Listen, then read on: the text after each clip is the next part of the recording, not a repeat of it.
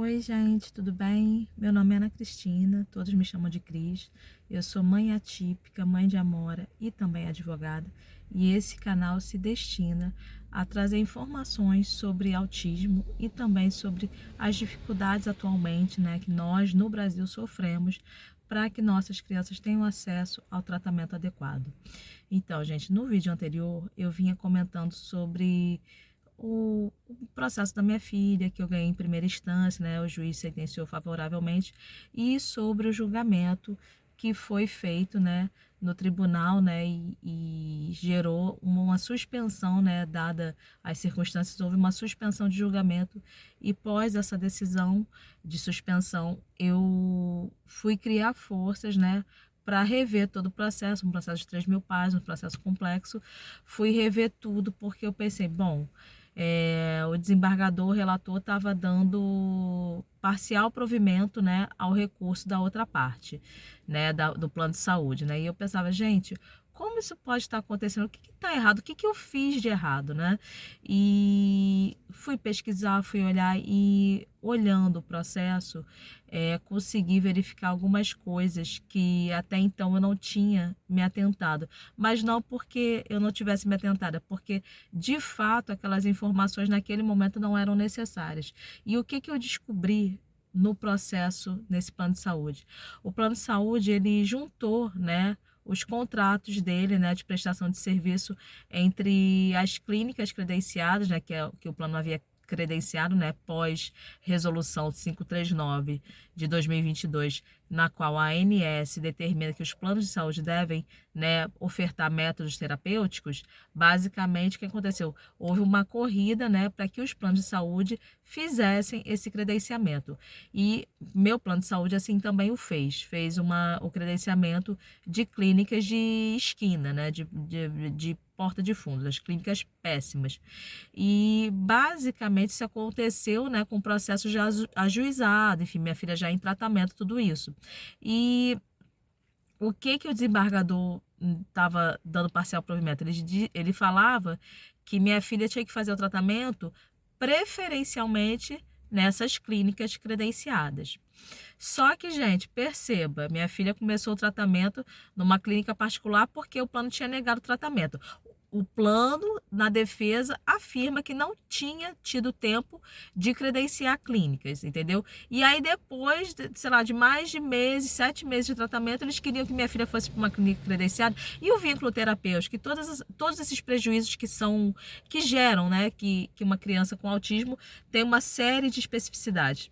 E isso me corroeu, quando o desembargador, essa decisão ela foi suspensa, e isso me deu fôlego, porque iria para um novo julgamento. E eu fui rever todo o processo. E o que eu descobri quando eu revi todo o processo? Que, ao contrário, da versão bonitinha que o plano de saúde afirmava, ele juntou aqueles contratos para comprovar que a clínica havia profissionais, que eles já tinham credenciado profissionais, clínicas para atender, método ABA, comunicação alternativa, essas coisas todas. Na verdade, eles deram um tiro no pé. Por quê? Porque eles juntaram os contratos e nesses contratos havia limitação de sessão por beneficiário. Leia-se, eles limitavam o número de sessão. Gente, tem uma resolução da ANS, que é a resolução 469 de 2021, salvo engano. Essa resolução determina que pessoas com transtorno de neurodesenvolvimento, inclui-se o TEA, o caso da minha filha, elas não podem ter limite de sessão. E aí, pelos contratos, ficava posto que era inviável minha filha ter tratamento nas clínicas, porque nunca ia ter número de sessões possíveis. Porque, perceba, se eles limitam para todo mundo, é claro que quando eu for pedir para minha filha ser atendida, não vai ter. E aí as sessões eram de cerca de 30 minutos de minha filha. O relatório médico diz que ela precisa de sessões de 1 hora, entendeu? Então, assim, era um absurdo. E somado a isso, eu fui pesquisar os profissionais que eram credenciados e nenhum atendia as necessidades que constavam no relatório médico. Minha filha, ela faz aba supervisionado. Não tinha supervisor, tinha clínica, sem brincadeira, que o atendimento era uma vez por semana de aba. Oi? como é que a aba é uma vez por semana? Uma sessão de 30 minutos. Como assim, né? Então, assim, era um escândalo. E por conta disso, acabou que o julgamento demorou. Por quê? Porque eu trouxe um fato novo, que foi justamente, eu fiz uma denúncia no Ministério Público explicando essa irregularidade que o plano de saúde cometia. Enfim, gerou-se um processo administrativo, mas eu confesso que eu não acompanhei esse processo. E fui de novo conversar com os desembargadores, fui de novo falar sobre toda essa situação e, curiosamente, esse desembargador, esse relator, ele é irredutível. Assim, eu fiquei de cara porque, assim, eu comprovei que as clínicas não atendiam os requisitos do relatório médico, eu comprovei que a operadora de saúde limitava o número de sessões e ele irredutível, ele totalmente irredutível. E só que ao final, gente, o que aconteceu? Eu acho que eu fui tão insistente que ao final o que aconteceu no processo? O processo teve a sessão de julgamento, demorou quase uns 3 meses para esse julgamento sair. E após esse julgamento, o que o desembargador entendeu? Ele fez um relatório, ele teve que refazer o relatório dele, porque pedra, como é que é aquele ditado? Água mole em pedra dura, tanto bate até que fura.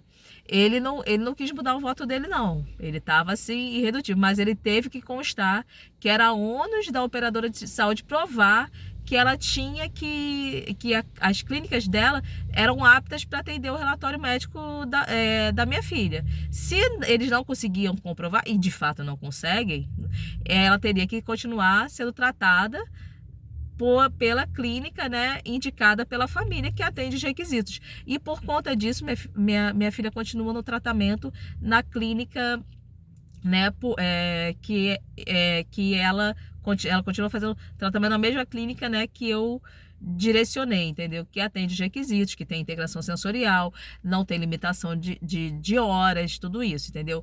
É claro, tudo isso, gente, é questão econômica. Os planos, eles não querem que você faça esse movimento, né? E assim, é claro que esse movimento foi feito muito pautado, né, por eu ser mãe e advogada, né? E também por eu não aceitar que minha filha não tivesse um tratamento digno. Não é, eu não tô querendo o melhor.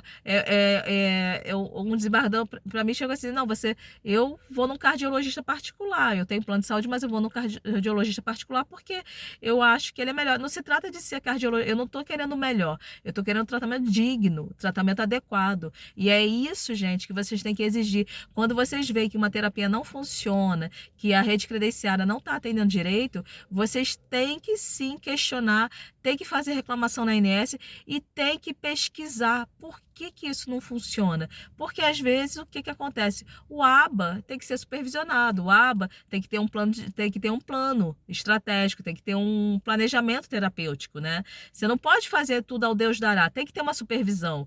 Como é que digamos, eu sou aplicadora ABA, eu faço tudo da minha cabeça e não tem ninguém vendo o que eu estou fazendo? Tem que ter uma pessoa por trás para observar. E a rede credenciada do plano da minha filha não tinha.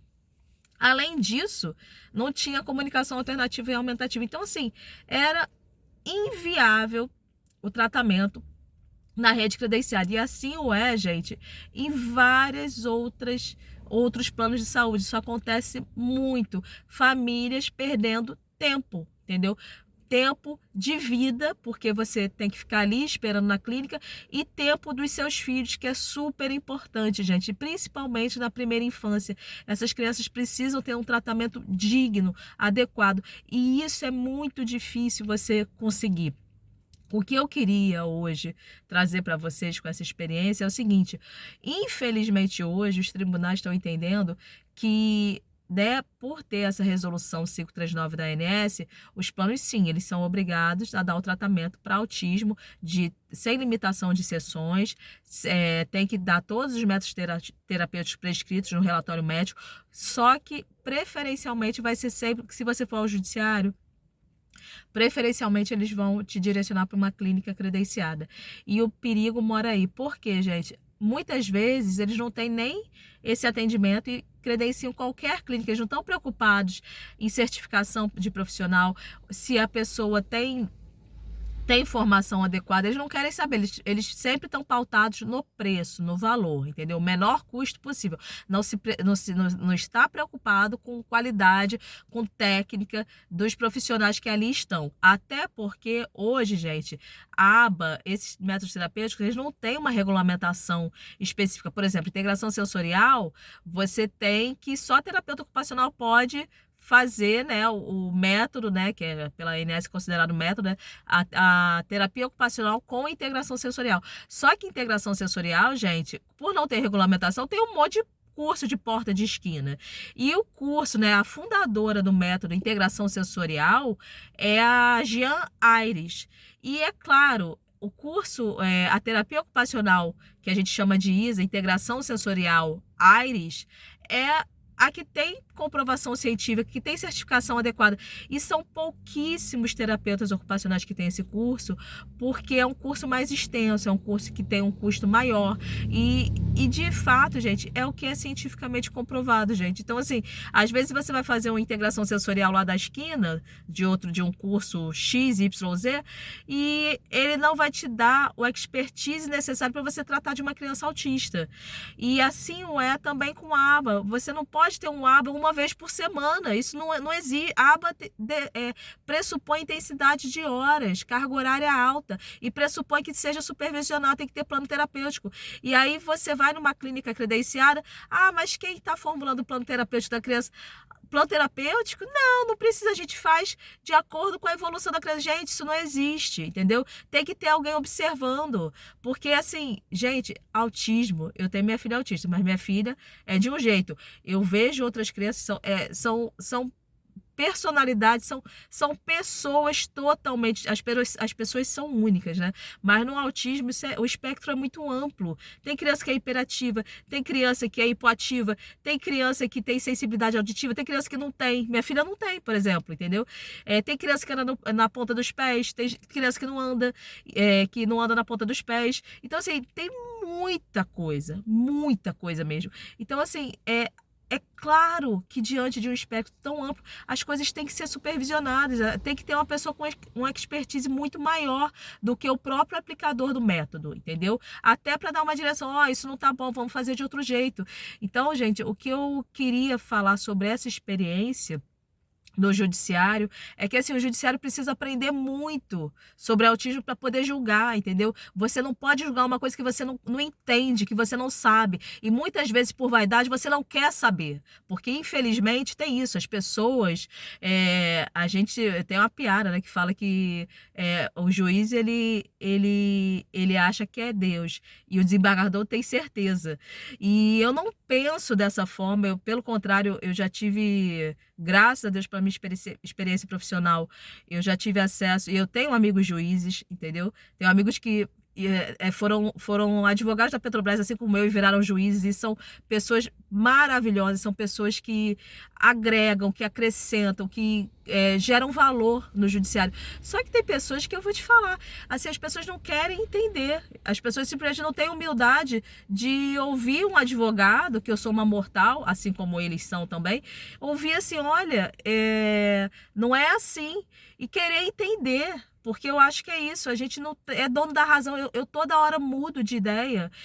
Por muito tempo, eu tinha muita vergonha de falar sobre as questões da minha filha, porque eu queria não expô-la, mas ao mesmo tempo hoje eu vejo que isso ajuda muitas pessoas. Então, assim, é uma dualidade, a gente está toda hora mudando, a gente está em metamorfose ambulante, e às vezes eu vejo assim que as pessoas elas não querem ouvir um relato de uma mãe que está ali, advogada, que estuda, explicando uma situação que possivelmente, eu não sou a rainha da verdade, e a minha experiência é muito empírica, pautada no que eu vivencio com minha filha. Eu tenho muito mais expertise que uma pessoa que não tem vivência com ninguém com TEA. Pelo menos isso eu acho que sim.